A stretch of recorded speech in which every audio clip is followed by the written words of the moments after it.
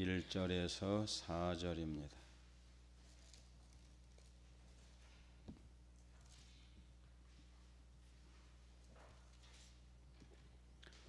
구약성경 724페이지 에스라 10장 1절에서 4절 말씀까지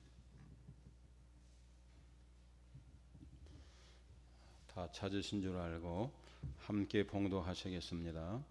에스라가 하나님의 성전 앞에 엎드려 울며 기도하여 죄를 자복할 때 많은 백성이 크게 통곡하며 이스라엘 중에서 백성의 남녀와 어린아이의 큰 무리가 그 앞에 모인지라.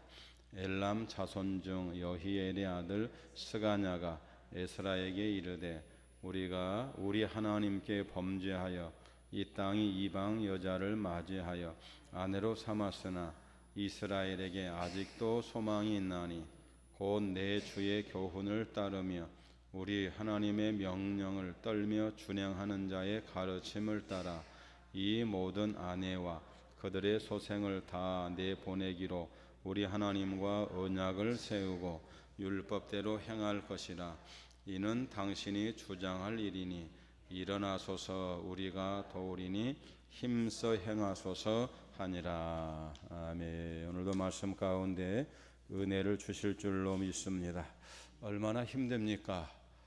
전염병이 오래됨을 통해서 일상이 회복되지 못한 상태에서 영육간에 위축되어 있고 여러 가지로 어렵고 힘든 가운데 많은 분들이 절망하며 많은 분들이 낙심하고 있습니다.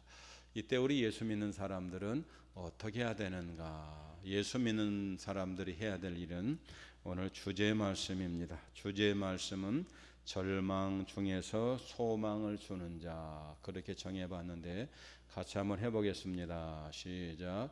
절망 중에서 소망을 주는 자. 절망할 수밖에 없고 낙심할 수밖에 없지만 그 중에서도 소망을 주는 자가 있습니다. 그러면 과연 어떤 사람이 절망하고 낙심하고 실망할 수밖에 없는 상황 가운데 소망을 주는가? 오늘 본문을 통해서 함께 은혜를 나눌 때 절망이 되고 낙심이 되고 실망이 되지만 말씀 때문에, 예수님 때문에, 천국 때문에, 믿음 때문에 소망이 있고 내일에 대한 희망이 있기를 예수님의 이름으로 축복합니다. 오늘 본문 말씀은 바벨론에 사로잡혀갔던 이스라엘 백성들이 1차와 2차를 통해서 다시 예루살렘으로 귀환을 하게 됩니다. 특별히 오늘 본문에 나와 있는 학사겸 에스라 제사장 에스라의 인도로 포로되었던 땅에서 2차로 귀환을 합니다. 그때가 기원전 458년 정월 초하루에 바벨론에서 출발을 하여 그해 5월 초하루에 예루살렘에 이릅니다. 그리고는 예루살렘에 돌아와서 3일이 지나고 4일이 지나고 난 뒤에 그들이 하나님 앞에 예배를 드립니다. 그런데 어떻게 예배를 드리는가? 몇 명이 어떻게 예배를 드리는지 성경 에스라 8장 35절을 찾아보겠습니다. 우리 가정에서도 여러분들이 영상으로 예배를 드리시는데 에스라 8장 35절 그렇게 예배를 드리고 난 뒤에 본문의 말씀이 시작됩니다. 35절 시작. 사로잡혔던 자의 자손 곧 이방에서 돌아온 자들이 이스라엘의 하나님께 번제를 드렸는데 이스라엘 전체를 위한 수송아지 12마리요 또 수양이 96마리요 어린 양이 77마리요 또 속죄제의 수염소가 12마리니 모두 여호와께 드린 번제물이라. 아멘. 그들이 그렇게 속죄와 번제 제물을 드립니다. 그리고 난 뒤에 9장 1절과 2절에 보면 이제 어려운 일을 당하고 그동안 있었던 일들에 대해서 그들이 이렇게 판단을 하게 됩니다. 이렇게 돌아온 사람들이 하나님 앞에 제사를 지내고 난 뒤에 9장 1절과 2절에 보면 그들이 회개하는 기도를 합니다. 9장입니다. 9장 1절과 2절 시작.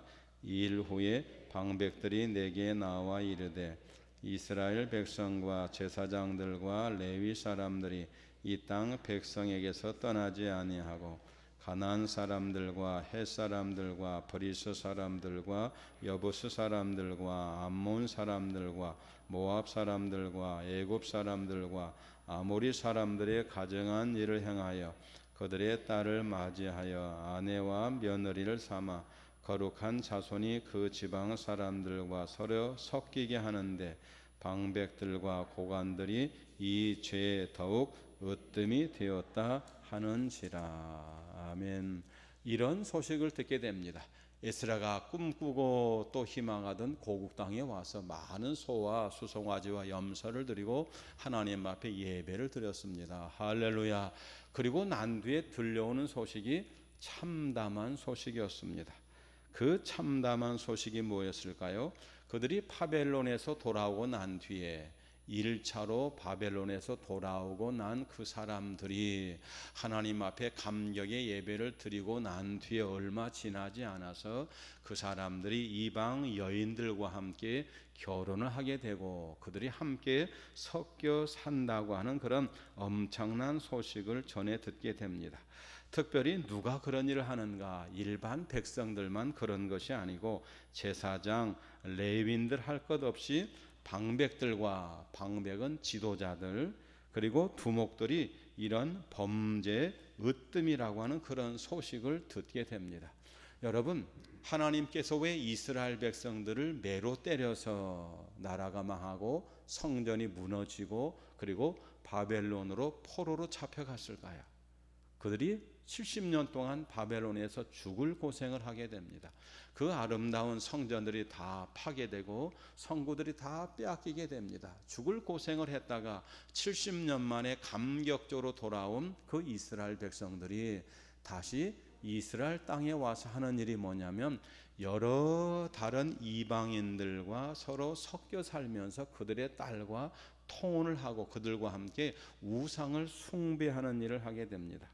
그것 때문에 그들이 하나님 앞에 큰 어려운 일을 당하게 됩니다. 10장 7절에 있는 말씀을 한번 읽겠습니다. 하나님께서 왜 그들에게 어려운 일을 주셨는가? 그것이 7절에 있습니다.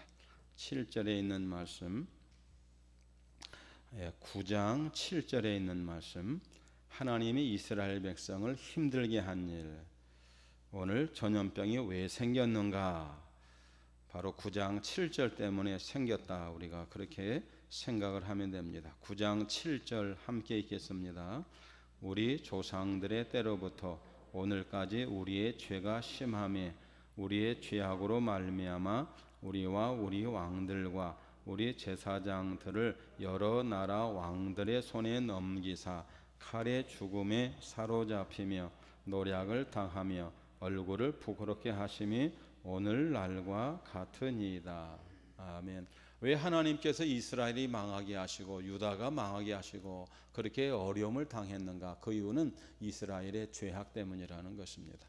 우리는 왜 전염병이 생겼는가? 우리 7절과 같이 우리 잘못, 특별히 예수 믿는 우리가 더 하나님을 잘 믿지 못하는 이런 어려움 때문에 하나님이 이런 징벌을 주신 것이 아닌가, 그렇게 믿을 수도 있다는 것입니다.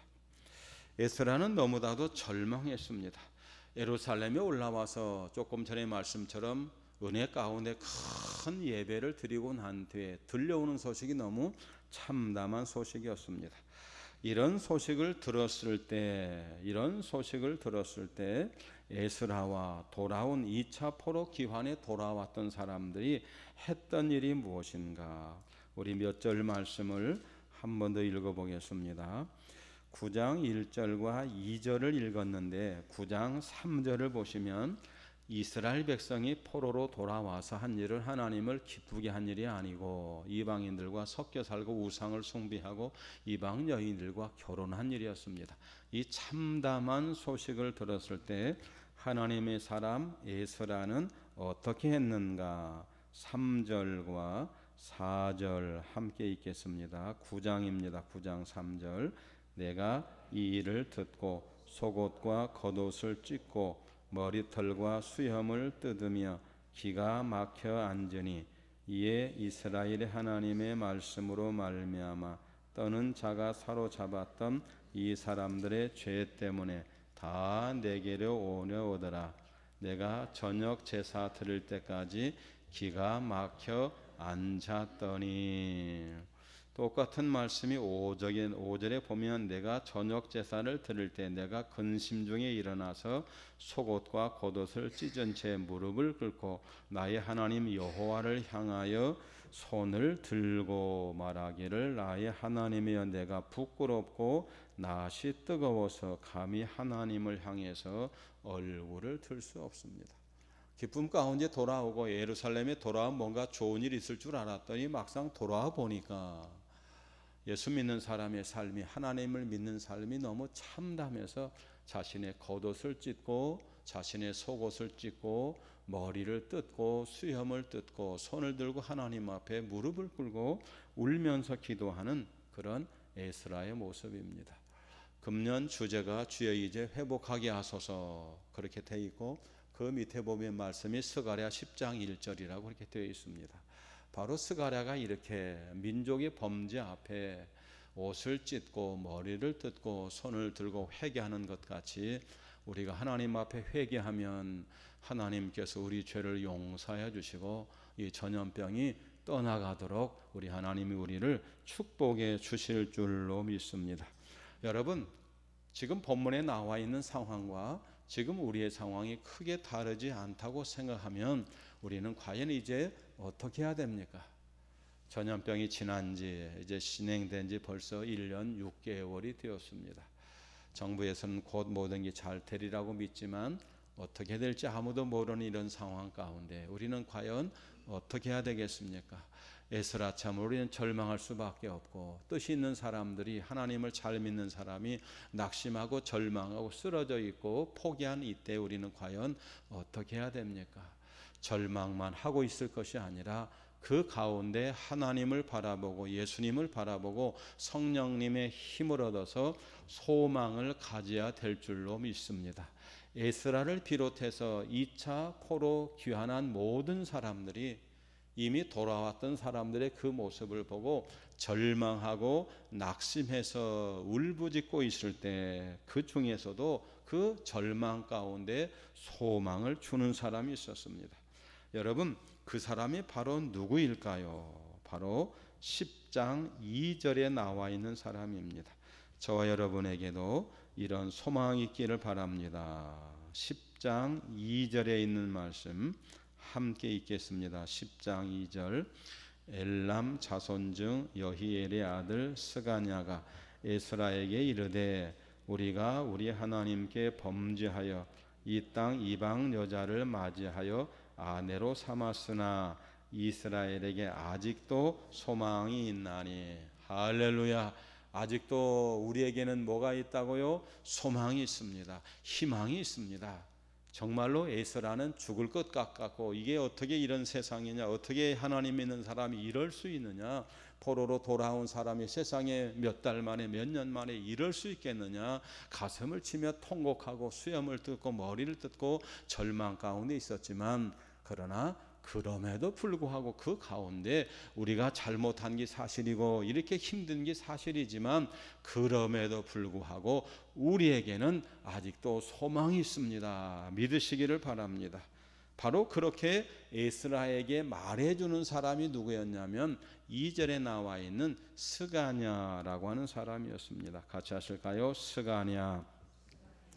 에스라나 스가랴나 그곳에 있는 모든 사람이 느끼는 것은 다 똑같았습니다. 여러분, 그러나 그런 절망할 수밖에 없는 상황 가운데도 오히려 절망 중에 소망을 가지고 그 소망의 선한 영향력을 다른 사람에게 끼친 사람이 있었는데 그 사람은 놀랍게도 지도자격에 있는 사람이 아니었고 평범한 사람, 다른 사람이 볼 때는 별 볼 일이 없는 사람이었어요. 그 사람의 이름이 누구였을까요? 스가냐라고 하는 사람이었습니다. 여러분, 본문에 나와 있는 스가냐는 다른 성경에 나와 있지 않는 사람입니다. 딱 본문에 나오고 그 사람이 어떤 일을 했는지, 그 후에 어떤 활동을 했는지, 그 전에 어떤 위대한 일을 했는지 성경에 나와 있지 않습니다. 그에 비하면 에스라라고 하는 사람은 대단한 사람이었습니다. 총독이라고 하는 그런 직분을 가지고 이스라엘에 돌아온 사람이었고 바벨론 왕의 절대적인 신임을 가진 사람이었습니다. 그런 사람이, 그런 위대한 사람, 대단한 사람, 한 나라의 대통령쯤 되는 사람도 절망하고 낙심하고 포기하고 너무다도 이렇게 참담하게 느끼고 있을 때 그저 누가 봐도 평범한 사람, 아무것도 할 수 없는 것처럼 느껴졌던 스가냐라고 하는 사람에게 하나님이 말씀을 주셨는데 그 말씀이 뭘까요? 아직도 이스라엘에게는 소망이 있답니다. 같이 할까요? 아직도 우리에게 소망이 있습니다. 믿으십니까? 이것이 하나님이 에스라에게 주신 말씀이 아니고 스가냐라고 하는 평범한 사람에게 주신 말씀이라는 것입니다. 여러분, 위대한 사람 뒤에는 반드시 그 위대한 사람을 돕는 사람이 있었습니다. 이를테면 에디슨이 얼마나 위대합니까? 그러나 에디슨을 에디슨 될 수 있도록 자꾸 소망을 주고 위로를 주고 희망을 준 것은 바로 그의 어머니였습니다. 한석봉을 한석봉 되게 한 사람은 누굴까요? 바로 그의 어머니였습니다. 여러분, 헬렌 켈러라고 하는 여인이 삼중고를 겪었습니다. 보지도 못하고 듣지도 못하고 말하지도 못하고 그랬던 사람이 위대한 사람이 될 수 있었던 것은 설리반이라고 하는 그의 선생님이었습니다. 김기창 화백을 도운 사람은 그의 아내 박내현이라고 하는 사람이었습니다. 위대한 사람은 혼자 되어지는 것이 아니고 바로 그 사람을 돕는 사람, 그 사람에게 위로를 주고 소망을 주고 희망을 주는 사람이 있었는데 바로 그 사람이 여러분과 저 우리 영지교회 성도님이 될 수 있기를 주님의 이름으로 축복합니다. 그러면 절망하고 낙심할 수밖에 없는 상황 가운데 이 스가냐라고 하는 사람은 어떻게 희망을 주고 소망을 주었는가, 세 가지로 생각하면서 같이 은혜를 나누려고 합니다. 첫 번째, 스가냐는 소망을 선포했습니다. 같이 합시다. 소망을 선포합시다. 한번 더 합시다. 소망을 선포합시다. 예, 2절에 보니까 스가냐라고 하는 사람이 에스라를 찾아가서 하는 말이 우리가 다 죄를 지었습니다. 이방 여자를 갖다가 결혼을 하고 우상을 숭배하고 도대체 이게 하나님 믿는 사람이 하나님을 믿는 사람인지 세상이 왜 그래 하고 탄식할 수밖에 없는 것이 현실입니다. 그럼에도 불구하고 우리에게는 소망이 있습니다라고 선포를 합니다. 여러분, 소망은 선포입니다. 내일 어떻게 될지 아무도 모릅니다. 여러분, 작년부터 전염병이 있어서 우리가 이렇게 어려울 줄 아무도 몰랐습니다. 마찬가지입니다. 언제 전염병이 떠날지, 언제 우리에게 좋은 일, 잘된 일이 있을지, 우리 자녀들이 어떻게 잘 될지 우리는 알지 못합니다. 그러므로 우리는 믿음으로 선포하시기를 주님의 이름으로 부탁을 합니다. 여러분, 모든 사람들이 다 힘들어하고 있을 때, 모든 사람들이 다 포기하고 있을 때 하나님의 사람은 그 가운데 하나님 때문에 소망을 선포하고 희망을 선포해야 된다는 것입니다. 스가랴 9장 7절과 스가랴 9장 8절과 10절에 보면, 또 그들이 15절에 보면 그들이 계속해서 낙심을 하게 됩니다. 얼마나 상황이 낙심적인가. 9장 15절을 보겠습니다. 에스라가 웬만하면 절망하지 않았을 텐데 왜 절망했는가. 9장 15절 시작. 이스라엘의 하나님 여호와여, 주는 의로우시니 피한 것이 오늘날과 같사옵거늘 도리어 주께 범죄하였사오니 이로 말미암아 주 앞에 한 사람도 감히 서지 못하겠나이다 하니라. 남아있는 사람이 몇 명이라고요? 하나님 앞에 떳떳하게 설 수 있는 사람이 몇 명이라고요? 아무도 없다는 겁니다. 모두가 다 치우쳤다는 겁니다. 도대체 하나님의 은혜를 받은 사람인지 포로에서 귀환해 온 사람인지 믿을 사람이 아무도 없다는 것입니다. 여러분, 그러나 누구만큼은 스가랴만큼은 이런 절망할 수밖에 없는 상황에도 그는 소망을 선포했다는 것입니다. 여러분, 주 앞에 한 사람도 감히 서지 못하겠나이다. 이렇게 절망할 수밖에 없고 낙심할 수밖에 없는 상황임에도 불구하고 내가 내 자신을 바라보고 이웃을 바라봐도 실망할 수밖에 없는 상황 가운데도 우리는 삼위일체 하나님이 계시기 때문에 내일은 하나님의 손에 있기 때문에 절망 가운데 소망을 선포할 수 있는 여러분과 제가 될 수 있기를 간절히 소망합니다. 아직도 소망이 있나니, 아직도 희망이 있나니 날마다 우리가 기도와 찬송과 말씀 가운데 소망을 선포할 수 있기를 예수님의 이름으로 축원합니다. 두 번째는 뭐라고 말씀하시는가? 4절에 있는 말씀을 한 번 더 읽겠습니다. 10장 4절 두 번째 은혜입니다. 시작. 이는 당신이 주장할 일이니 일어나소서. 아멘. 첫 번째는 소망이 있습니다. 희망이 있습니다. 선포만 한 것이 아니고 스가랴라고 하는 사람은 에스라 이 총독에게 뭐라고 말씀하냐면 일어나십시오. 일어나소서. 우리도 같이 한번 합시다. 일어납시다. 일어납시다. 그렇게 말합니다. 당신이 할 일이 있다는 것입니다. 그러므로 절망하지만 말고 머리만 뜯고 수염만 뜯고 소금만 찍고 겉옷만 찍고 엎드려서 눈물만 흘리지 말고 가슴만 치지 말고 기도할 만큼 했고 통곡할 만큼 했으면 하나님 앞에 자복할 만큼 했으면 세상이 왜 이래 낙심할 만큼 했으면 이제는 그 자리에서 일어나라는 것입니다. 왜냐하면 당신이 해야 될 일이 있다는 것입니다. 소망이 있으므로 희망이 있으므로 하나님께서 지금도 우리와 살아계심으로 일어나라는 것입니다. 그러면 어떤 것을 향해서 일어날 것인가? 무엇을 위해서 일어날 것인가? 바로 그것이 3절에 있는 말씀입니다. 가만히 생각해 보니까 에스라가 일어나야 될 분명한 이유가 있습니다. 여러분과 제가 이제 내일을 꿈꾸면서 일어나야 될 그런 이유가 있다는 것입니다. 그 이유가 바로 3절에 있는 말씀인데 용서하시고 3절 한 번 더 읽겠습니다. 시작. 곧 내 주의 교훈을 따르며 우리 하나님의 명령을 떨며 준행하는 자의 가르침을 따라 이 모든 아내와 그들의 소생이 다 내보내기로 우리 하나님과 언약을 세우고 율법대로 행할 것이라. 아멘. 하나님과 무엇을 했다고요? 언약을 했다는 것입니다. 하나님이 여러분 우리에게 주신 언약의 말씀이 있는 줄로 믿습니다.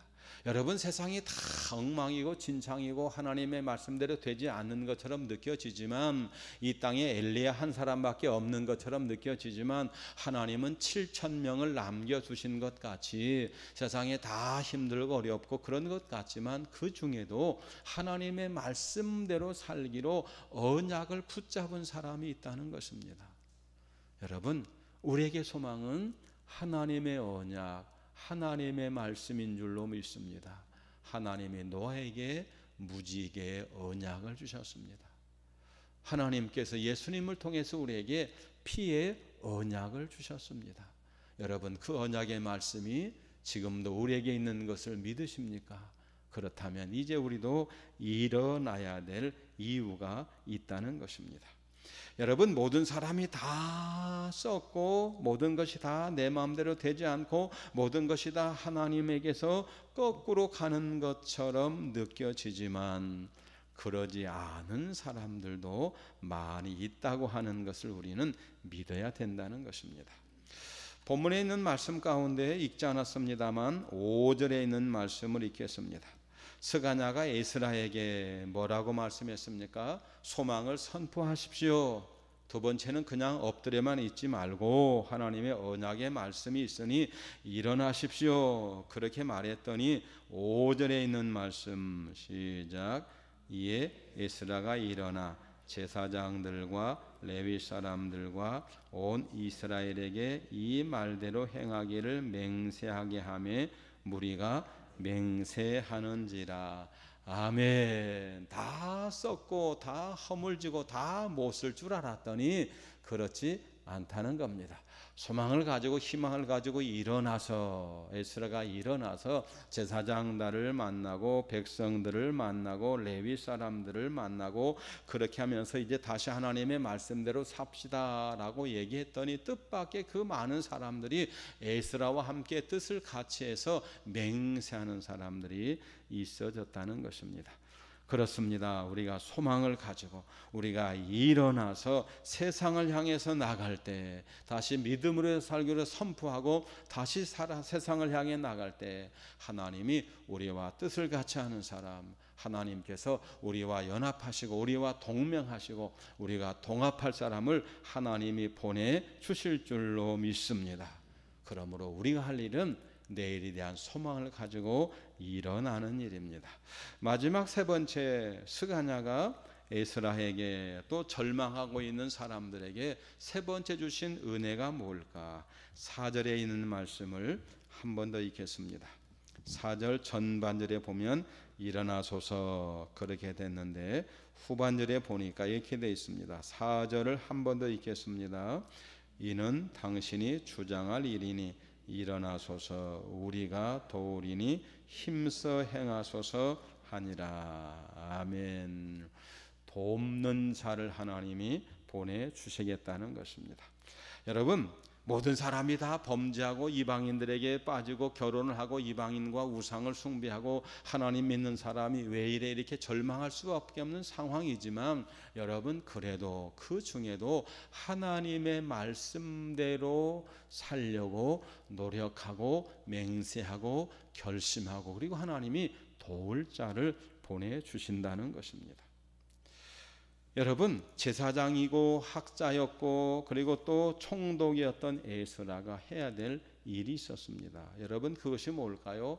절망하고 가슴을 치고 머리를 뜯고 수염을 뜯고 겉옷을 찢는 일만이 아니었고 백성을 위해서 중보 기도 일만 하는 것이 아니고 그가 해야 될 일이 있었습니다. 여러분, 그것이 뭘까? 그것은 바로 종교를 개혁하는 일이었습니다. 그 종교 개혁 중에서 한 가지가 뭘까요? 그것은 이방인들과 결혼한 사람들을 통해서 그 이방 여자들과 결별을 하고 이방 여자들을 통해서 낳은 아이들과 결별하고 다시 선민으로서 온전히 하나님 앞에 살아가는 일이라는 것입니다. 그 일의 뜻을 같이 한 사람들이 있으니 에스라야 일어나서 우리가 도울 터이니 그 일을 힘써 하라는 것입니다. 여러분, 에스라를 세우기 위해서 하나님이 누구를 보내주셨을까요? 스가냐를 보내주었어요. 이 스가냐가 에스라에게 용기를 줍니다. 희망을 선포하십시오. 일어나십시오. 그리고 그 일을 하세요. 그 일이 뭘까요? 종교를 개혁하는 일. 더 구체적으로 이방 여자들과 결혼한 사람들을 통해서 그 이방 여자와 딸린 아이를 다시 쫓아내는 일, 다시 본국으로 돌아가는 일이었습니다. 여러분, 그 일은 결코 쉬운 일은 아니었습니다. 왜 쉬운 일이 아니었는가? 그것은 스가냐 자신에게 해당된 일이었기 때문입니다. 10장 26절을 보겠습니다. 시간이 다 되었지만 그래도 한두 절을 읽고 마치려고 합니다. 10장 26절에 보면 이방 여자와 결혼해서 그 이방 여자 아내와 자식을 쫓아내야 될 사람들입니다. 26절 시작. 엘람 자손 중에는 스마냐와 스가랴와 여히엘과 압디와 여레못과 엘리야여. 거기 보니까 여히엘이 있습니다. 여히엘 2절을 제가 다시 읽어봅니다. 2절 아까 여히엘이 있었죠. 2절을 같이 봅시다. 2절 시작. 엘람 자손 중 여힐의 아들 스가냐가. 거기 보니까 여힐의 아들 스가냐가 지금 주인공입니다. 그런데 스가냐의 아버지가 누굴까요? 여히엘입니다. 그럼 여히엘은 뭐 한 사람이에요? 이방 여인과 결혼한 사람입니다. 스가냐라고 하는 사람의 아버지가 이방 여인과 결혼한 사람입니다. 그런데 지금 스가냐가 에스라에게 이방 여자를 쫓아내십시오. 그 딸린 자식을 쫓아내십시오. 그러면 지금 누구를 쫓아내야 되는 겁니까? 아버지의 아내, 다시 말씀드리면 새어머니와 같고 동생 같은 사람을 쫓아내야 될 그런 입장에 있습니다.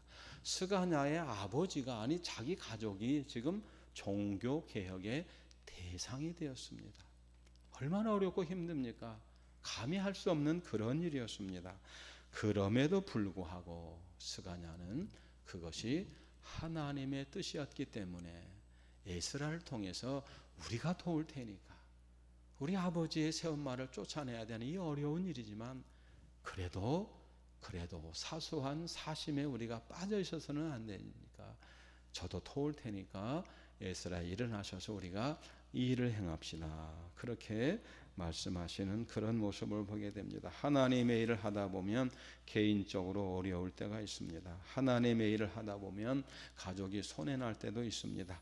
여러분, 우리가 그럴지라도 하나님의 일이 먼저인 것을 믿고 소망을 가지고 희망을 가지고 이 일을 하면 안 될 것 같지만 되게 하시고 하나님이 도울 자와 물질도 허락하여 주실 줄로 믿습니다. 어렵고 힘든 이 절망 가운데도 우리가 스가냐처럼 소망을 가지고 그렇게 내일을 바라보며 살아갈 수 있는 저와 여러분 될 수 있기를 주님의 이름으로 축복합니다. 하나님 아버지 감사합니다.